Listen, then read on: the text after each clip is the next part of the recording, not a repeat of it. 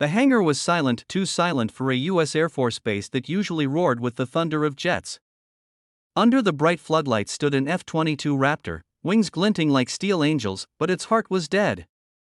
The engine refused to start. Every engineer, every top-notch mechanic had failed. The world's most advanced fighter jet had become nothing more than a motionless monument. "Sir, we've tried everything," said Major Collins, sweat tracing down his temple despite the chilled air. "Diagnostics, reprogramming, part replacements, nothing. The system won't respond." Commander Hayes rubbed his jaw, frustration clouding his face.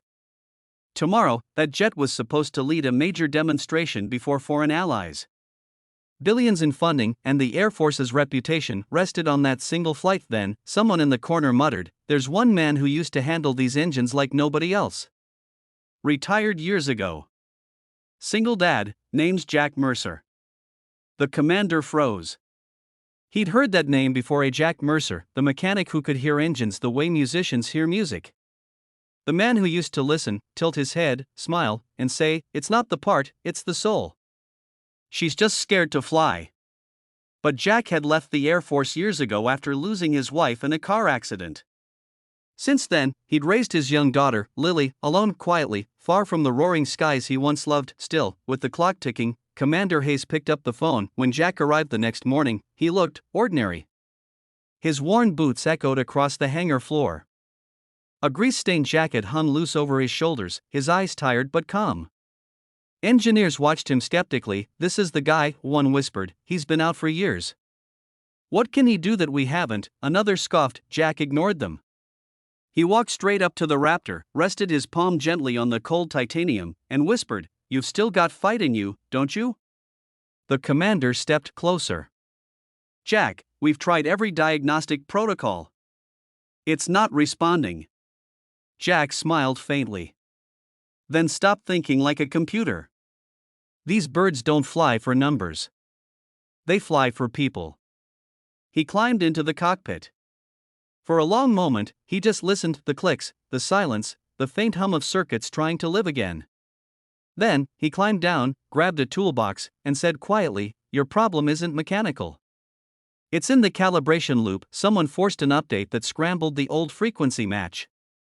"You've been fixing symptoms, not the source." The engineers exchanged glances. How could he know that without even checking the logs? Jack spent the next several hours working in silence. Sweat dripped, hands moved steady, precise, like a man in rhythm with something invisible. Lily, who had tagged along, sat on a crate nearby, watching her father, pride in her wide brown eyes. When the sun began to set, the commander walked over. "Jack, we've got 30 minutes until the test window closes." Jack tightened the last bolt. "Then we'd better give her a reason to wake up."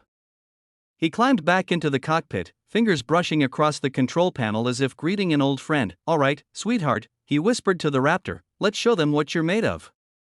The hangar filled with a deep, growling rumble, low at first, then rising like thunder. The jet trembled, lights flickering to life. The engine roared, fierce, defiant, alive. Gasps erupted. The engineers stared, speechless. Commander Hayes smiled for the first time in days. "She's alive," someone breathed. Jack stepped down, wiping his hands. "She just needed someone to listen." Later, as the Raptor soared across the evening sky, its silver silhouette slicing through orange clouds, Lily tugged her father's sleeve. "Daddy, you fixed it. You fixed the bird." Jack knelt beside her, eyes reflecting the fire-lit sky. Sometimes, Lily, even the most powerful things just need someone who believes in them again. The commander approached, shaking Jack's hand firmly. "You saved us today. How'd you know what was wrong when everyone else failed?" Jack looked at the roaring jet. "Because I've been broken before. When you've rebuilt yourself from nothing, you recognize the sound of something trying to live again." The crowd fell silent, even the mechanics who had doubted him. In that moment, Jack wasn't just a veteran mechanic.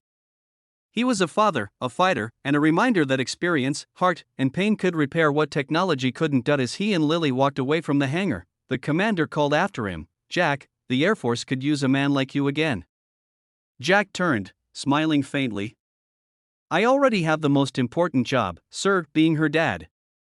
And with that, he disappeared into the golden horizon, hand in hand with Lily, the distant roar of the F-22 echoing like a heartbeat behind them. So if you're watching this right now, remember, sometimes life breaks down in ways no expert can fix. But all it takes is faith, patience, and love to make it fly again. Collision. If this story touched your heart, don't forget to like, subscribe, and share, because every single act of support helps us tell more stories that prove hope never retires. Dizzy.